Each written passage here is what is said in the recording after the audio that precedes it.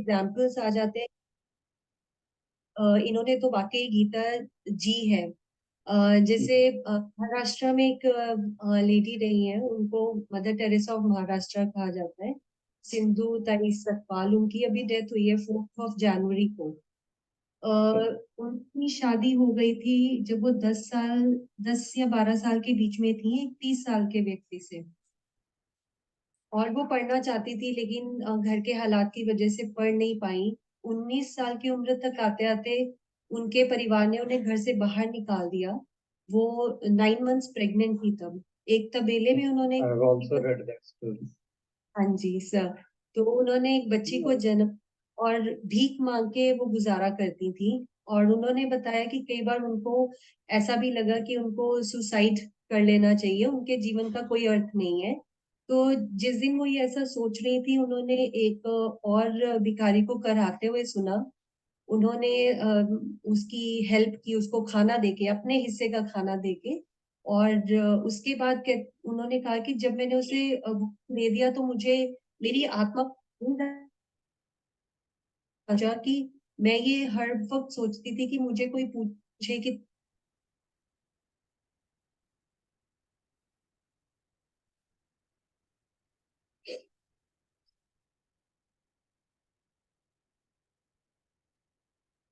आपकी आवाज कट रही है गीतांजलि।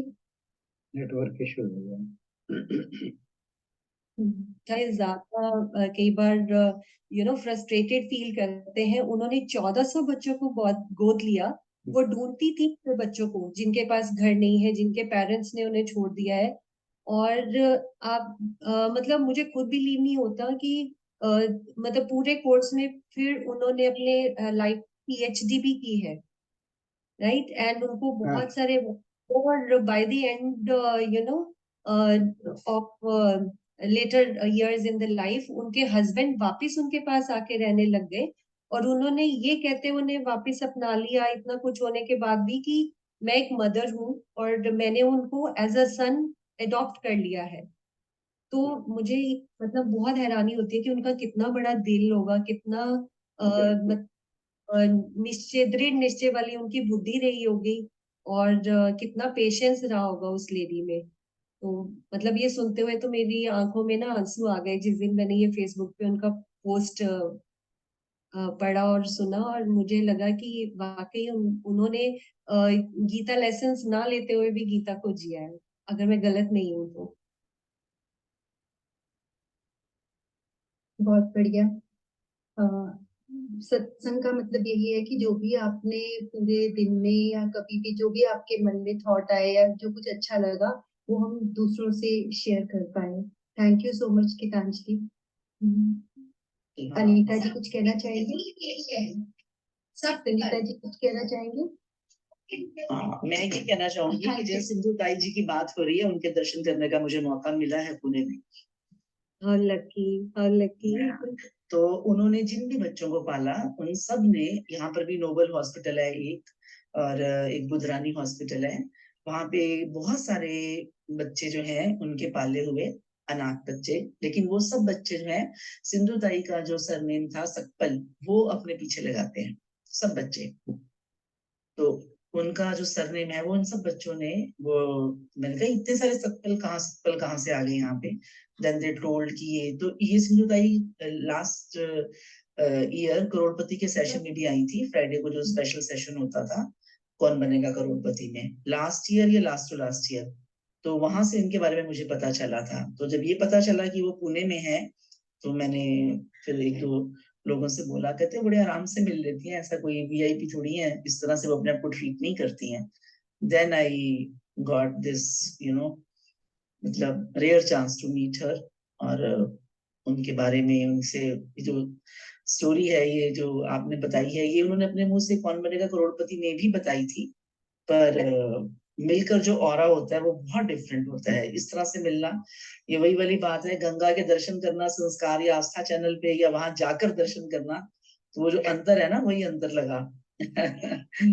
तो वो बच्चे जो हैं वो बहुत सर उठा के जीते हैं। कोई टेक्नीशियन है, कोई नर्स है, ज्यादातर ज्यादातर जो गर्ल्स हैं इस प्रोफेशन में आई हैं।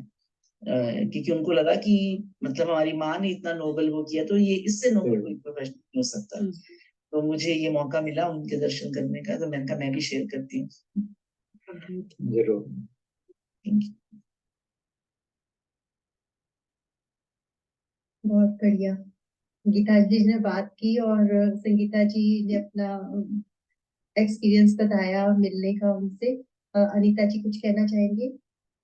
अनीता जी, अंजू जी सभी हैं, जो भी अपनी बात रखना चाहे जरूर रखें। आज के श्लोक को मत भूलें प्लीज। सुनो ध्यान से। दो ना बच्चे थे, ठीक है। तो एक बच्चा कहता अपने दो दोस्त थे मतलब, तो कहता अभी मेरे ना रिजल्ट आने वाला है कल, तो मैं घर से निकल नहीं सकता किसी काम से, तो तू आके बताना, पर घर में कोई फंक्शन है तो मैं अपने फादर के पास ही बैठा हूँगा, तो तू ना ऐसे बता करना कि अगर तो मैं एक सब्जेक्ट में फेल हुआ, ठीक है, तो तू बोलना जय श्री राम, ठीक है। तो अगर दो में हुआ तो बोलना राधे श्याम, और अगर तीन में हुआ तो बोलना ब्रह्मा विष्णु महेश, ठीक है, तो मैं समझ जाऊंगा। अच्छा, तो वो अगले दिन उसका दोस्त जाता है रिजल्ट पता करने, तो जब वो आता है अपने दोस्त को बताने, तो पूरा परिवार बैठा होता है, तो वो पूछता है उसका फ्रेंड इशारे से, भाई कैसा रहा मेरा रिजल्ट बता। कहता बोल बोल सांचे दरबार की जय। सारे मेरे फेल है। वो खत्म हो गया जोक। आपने ज्यादा ध्यान से सुनने को बोला था ना, इसलिए हम ध्यान दे रहे हैं।